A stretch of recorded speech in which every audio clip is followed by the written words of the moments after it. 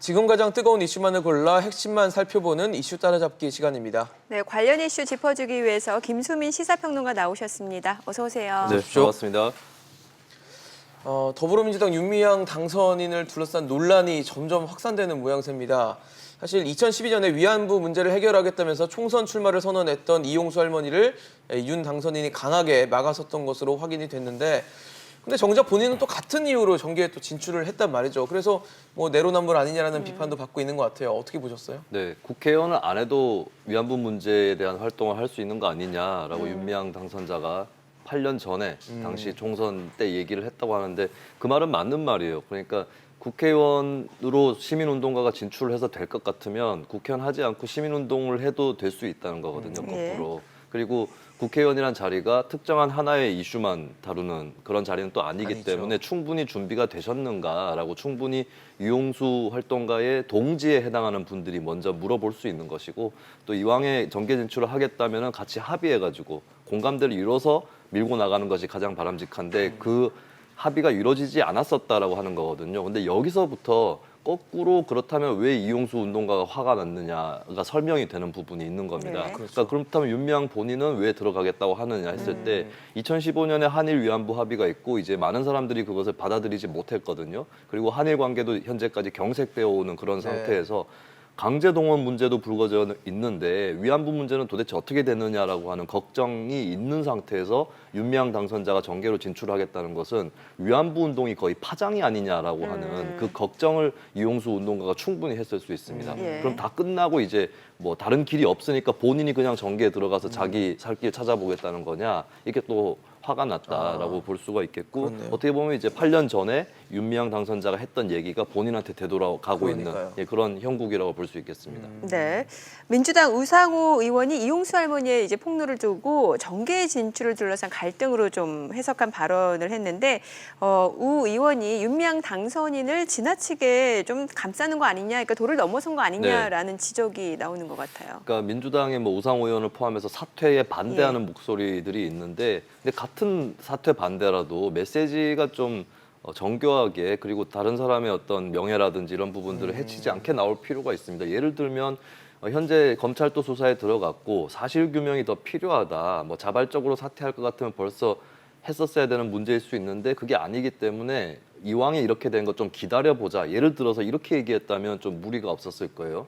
근데 표현을 보면은 뭐 할머니 화났다고 윤미향 사퇴시킬 수는 없다. 그러니까 사람이 그냥 이제 감정적인 이유로 몰아가는 그런 메시지가 나온 셈이 됐습니다. 그리고 5.18 단체는 5.18 출신이 국회의원 되면 좋아하는데 왜 위안부 운동 하시는 분이 위안부 운동가 출신의 국회의원 나오는 거 안 좋아하냐. 근데 그것은 그냥 단순한 어떤 진영 논리하고 이제 인맥에 따른 친분이라든지 이런 것을 자꾸 상기시킬 뿐 어떤 국회로 가는 명분을 설명할 수 있는 충분한 얘기는 또 아니거든요. 그렇다면 윤미향 당선자에게도 이게 도움이 될까, 이런 말이 변호가 잘 안 될 것이다라고 보는 것이고, 좀 민주당에서 정돈되지 않은 이것은 우상호 의원은 글쎄요, 초선 의원도 아니고 이제 굉장히 연륜이 된 이제는 다선 의원이고 뭐 잠재적으로는 대선 주자 정도까지도 분류될 수 있는 중진급 정치인입니다. 근데 이런 메시지가 나오는 것은 아직까지 좀 혼돈을 겪고 있거나 다급한 것이 아닌가라는 그런 관측이 또 나올 수가 있는 거죠. 네, 어제가 더불어민주당 그 당선인 워크숍이었잖아요. 뭐 예상대로 윤미향 당선인은 불참을 했는데 당선인 대부분이 그 윤미향 당선인에 대한 언급을 꺼렸다고 합니다. 아무래도 이제 이런 논란이 계속해서 뭐 민주당 입장에서 보게 되면은 부담이 될 수밖에 없겠죠. 네. 사실은 이제 작년에 있었던 조국 사태도 민주당에게 결국엔 부담이 되었는데요. 근데 그때는 이제 처음에 법무부 장관 임명 적격 여부를 둘러싸고 찬성 반대가 크게 아주 차이가 나지는 않았었습니다. 반대가 조금 높기는 했지만 찬성 쪽이 특히 이제 조국 전 장관이 좋아서라기보다 문재인 정부를 지지하는 여론이 그나마 결집을 해줘서 좀 팽팽하게 그렇게 갔는데도 나중에는 부담이 돼서 총선 때 조 전 장관 얘기를 민주당에서는 잘 안 꺼내고 그렇게 갔거든요. 근데 지금 보시다시피 현재 윤미향 당선자에 대한 여론은 사퇴해야 된다가 압도적으로 나타나고 있는 그런 상태고, 이것은 민주당 지지층조차도 사퇴 쪽으로 기울어져 있다라고 하는 방증이 되겠습니다. 그러니까 민주당이 이번 총선에서 압승을 한 이유 중에 첫 번째로 꼽히는 것이 사실 통합당이 잘못해서 네. 예, 실제 여론조사에서도 그런 답변들이 크게 나타나고 민주당에 투표를 했던 사람들도 예. 상당수는 통합당이 싫어서 민주당이 찍었어요라고 하는 거거든요. 민주당이 잘해서 뽑은 거는 그렇게 크지 않다는 예, 얘기네요. 그렇게 크지 않고 어떻게 보면 조금 이렇게 대략 잡아보면 민주당이 이번에 지역구에서 절반 정도의 득표율을 올렸습니다. 네. 그중에 절반 정도가 확실하게 나는 민주당 지지자야, 최선이야라고 생각했던 것이고 한 반 정도는 다른 당보단 여기가 중도층이라든지, 낫거나 네. 아니면 통합당이 너무 못하니까 민주당 찍어야겠다 이런 사람들까지 포함이 돼 있는 거거든요. 근데 그 소극적 지지층이 지금 등을 많이 돌렸다라고 하는 것이기 때문에 아직까지 민주당에 대한 지지를 철회하거나 이 정도 수준은 아닙니다. 네. 하지만 윤미향 논란을 잘못 끌게 되면은 이제 여기서도 이탈자가 발생을 할 수 그렇죠. 있고 저는 충분히 민주당 내에서도 겉으로 툭 터놓고 얘기할 수 있는 의원은 많지 않겠지만 특히 초선 의원들 같은 경우는 예. 근데 속으로는 좀 불안한데 이대로 갈 수는 없겠는데 이런 생각들을 많이 하고 있을 거라고 봅니다. 그러게요. 민주당에서도 뭔가 의견 조율이 필요할 것 같은데 의견 조율을 하려면 또 그 수장이 있어야 될 거 아니에요. 그래서 네. 당 대표가 누가 될지가 좀 관심인데 그 이낙연 코로나19 국난 극복 위원장 전 총리죠. 차기 당 대표에 도전하겠다라는 결심을 굳힌 것 같습니다. 뭐 네. 이르면 다음 주 정도에 이제 입장을 나타낼 것 같은데 사실 당권에 누가 도전하는지 갖고 고민했던 부분이 이 대권과 당권이 분리돼 있는 규정 때문이잖아요. 네. 이거는 뭐 의식을 안 했던 걸까요? 거꾸로 이 규정 때문에 출마를 하는 걸 수도 있습니다. 아. 왜냐하면 이제 일단은 민주당 당원을 보면은 대통령 선거 1년 전에는 예. 그러니까 대표나 최고위원이 대선 후보로 출마하려고 하면 사퇴를 해야 됩니다. 네네. 당직에서. 그래서 끝까지 뭐 대선 임박해서까지 당 대표가 대선 주자를 겸하고 이것은 불가능하게 돼 있는 게 민주당 당헌의 원칙이거든요. 예. 그렇다면은 다음 대선은 이제 2022년 3월에 치러지게 되는데요. 그렇죠. 그렇다면 2021년 3월에 당 대표 임기가 만약에 대선 주자라면 본인이 대선에 출마하고자 한다면 사퇴를 해야 됩니다. 그렇네요. 그러면 내년 3월까지 당 대표를 하게 되면 올해 8월에 전당대회 해가지고 한 7개월 정도 그러게요. 짧은 너무 임기거든요. 짧네요.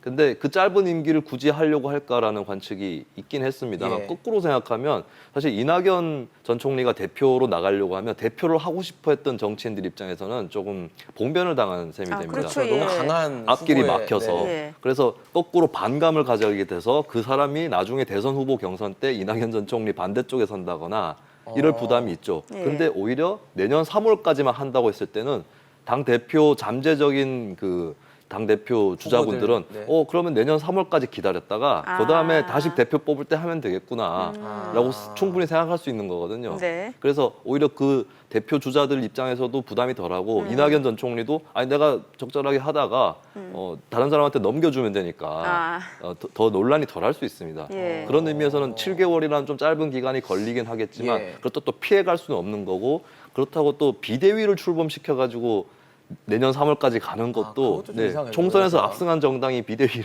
그러니까요. 출범시킨다는 것은 기상대책을. 이낙연을 위한 비대위가 네네. 돼버리는 거거든요. 그리고 비대위가 되더라도 이낙연 비대위원장이 될 수도 있는 거고 예. 어차피 그런 요식 절차를 밟을 바에는 전공법으로 선거에 나가서 7개월이란 짧은 기간이나마 전국적인 어떤 정당 지도자의 역할을 하고 그 다음에는 이제 당 대표 후보가 되기를 원하는 다른 정치인에게 넘겨준다라고 했을 때는 그게 더 무난하게 느껴질 그럴 수 수도 있는 있겠네요. 겁니다. 예. 지금 뭐 이낙연 위원장 말고도 이제 홍영표 그리고 우원식 의원도 당권 도전 의지를 밝히고 있는 상황이에요. 그러면 이제 3파전이 예상이 되는데 이번 민주당 전당대회 관전 포인트를 좀 네.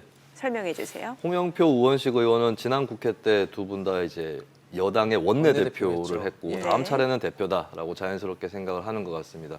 두 사람의 노선에 조금 차이가 있어 보입니다. 홍영표 의원은 소위 얘기하는 친문이라고 이제 누구도 의심하지 않는 네. 그런 계보에 있는 의원이고 그렇죠. 조금 우원식 의원하고 홍영표 의원이죠. 우원식 의원은 조금 더 진보적입니다. 홍영표 의원이 좀 보수적이고 이를테면 홍영표 의원은 한미 FTA 할 때도 굉장히 앞장서서 활동을 했었던 그런 의원이고요. 우원식 의원은 이제 뭐 탈원전이라든지 예. 또 을지로위원회에서였던 소상공인과의 경제민주화 운동이랄까 이런 것들을 같이 했던 의원이라서 그런 좀 이념적 차이가 조금은 눈에 띄는 부분이 있고요. 근데 이제 두 사람이 끝까지 갈 수 있을까? 이 부분은 이낙연 전 총리의 비중이 너무 크기 때문에 네. 1대1로 붙어도 부담이 되는데 두 사람이 각계각진 할 수 있을 거냐 이게 그러게요. 관전 포인트가 될 것 같고요. 두 번째는 김부겸 의원도 의원, 네. 출마 가능성이 아직은 없지 않은 것 같습니다. 어. 본인이 여기서 앉으면 안 된다라고 생각하는 것 같아요. 그러니까 당분간 자숙하기보다는 한 번 더 치고 나가야 된다라는 그런 결론을 내리게 될 경우에 대표 경선 출마 가능성이 없지는 않고요. 그리고 세 번째 변수는 대표 경선에 출마할 수 없는 현직 단체장 대선 주자군들이 있습니다. 박원순, 이재명, 김경수. 네네. 네, 이 사람들이 지나칠 수밖에 누구를 없죠. 그러면 자기 대리 주자로 생각하고 밀 건지, 아니면 어디에 차라리 힘을 실어줄지. 이낙연이 그냥 된다 생각을 하고 한번 하십시오라고 과감하게 만들어주는. 대선 라이벌이지만 밀어주든지, 아니면 홍영표, 우원식 중에서 이제 나를 대신해서 띄워줄 주자를 고르든지. 이게 실제로 이제 4년 전 민주당 선거 때도 예. 박원순 시장이 이종걸 의원한테 출마를 권유를 해서 실제로 이종걸 의원이 대표 경선에 나왔었거든요. 그런 일이 또 벌어질 건지 이 부분도 좀 관전 포인트인 것 같습니다. 변수가 네. 굉장히 많다라는 생각이 좀 네. 듭니다.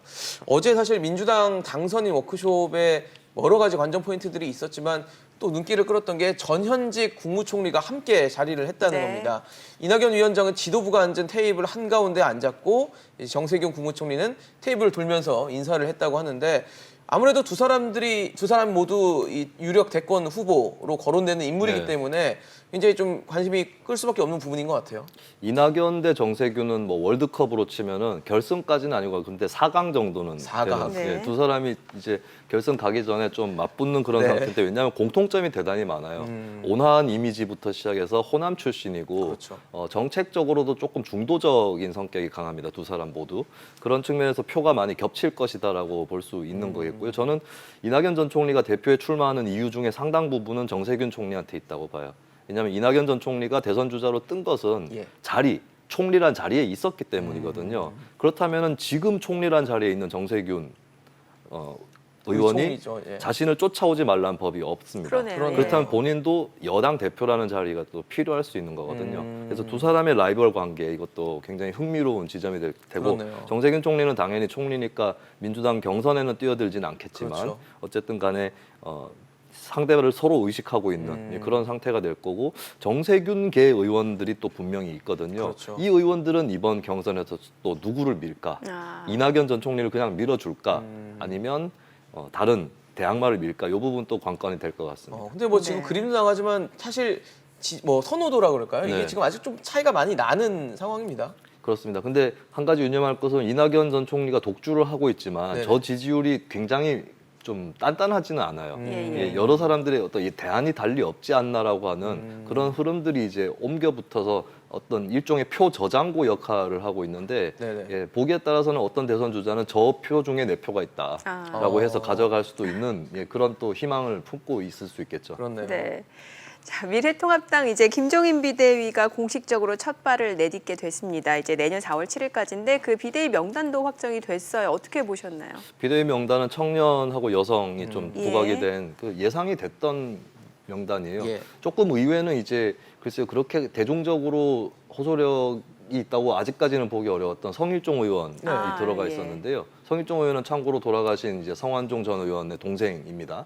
성일종 의원은 아마 충청도 의원이라서 어떤 충청 지역에 대한 배려 부분도 좀 반영이 된 것 같고요. 화제의 부산 당선자였던 김미애 당선자라든지 또 아깝게 낙선을 했던 김병민 위원장이라든지 뭐 이런 청년이라든지 조금 기존의 통합당에 비해서는 이색적인 인사들이 들어가서 어느 정도는 이제 예상을 그렇게 비껴나가진 않았었다. 사실 지금 통합당에게 주어진 선택지는 별로 없고 한 가지 길이 열려 있는 정도거든요. 그러니까 예전에 당 색깔을 많이 빼고 네. 정책도 중도화하고 세대적으로도 교체를 하고 이 방향인데, 그 방향으로 가겠다라고 하는 게 뭐 비대위 명단에서 읽혀지는 그런 모습입니다. 네. 사실 이 김종인 비대위가 처음으로 던질 화두 아젠다가 뭘까라고 봤을 때 뭐 기본소득이 될 거라는 관측이 나오던데 네. 기본소득에 좀 관심을 갖고 좀 뭐 힘을 쏟을 거라고 보세요? 어떻게 보세요? 근데 기본소득에 김종인 위원장이 4년 전보다 관심이나 지지가 덜해진 것 같아요. 왜냐하면 4년 전에 어떤 일이 있었냐면 한국에서 세계 기본소득 관련 네트워크 조직이 있거든요. 한국에서 총회를 열었습니다. 4년 전에. 그때 김종인 위원장이 민주당 비대위 대표였을 때 화환을 보냈어요. 예, 근데 기본소득 네트워크 입장에서는 약간 시민운동가들이나 이런 분들이 많아서 화환이 오고 이런 것이 굉장히 낯설었던 그럴 수 정치인이 있죠. 큰 정치인이 화환을 보낼지 몰랐다고 합니다. 그래서 되게 화제가 된 적이 있는데 예. 근데 그때에 비해서는 기본소득 얘기를 그렇게 최근에 많이 하진 않았거든요. 그렇네요. 그리고 재난지원금을 온 국민에게 주자라고 제안은 했지만 재난지원금은 이제 일시적인 거라서 기본소득하고는 또 차이가 차이가 있죠. 있겠습니다. 예. 그리고 김종인 위원장 본인도 이게 절차가 얼마나 복잡하냐라고 되물었다고 해서 그래서 이제 기본소득 운동가들이 주로 얘기하는 모든 사람들한테 일정 금액을 주는 그 기본소득까지는 가지는 않을 것 같고요. 다만 그것을 차용하거나 변형한 뭐 네. 특정 계층에 대한 기본소득이라든지 뭐 일시적인 거라든지 예, 예. 이런 부분에 대해서는 좀 행보를 뗄 수도 있겠다라고 예측을 해보겠습니다. 네, 알겠습니다. 오늘 김수민 시사평론가였습니다. 말씀 잘 들었습니다. 고맙습니다.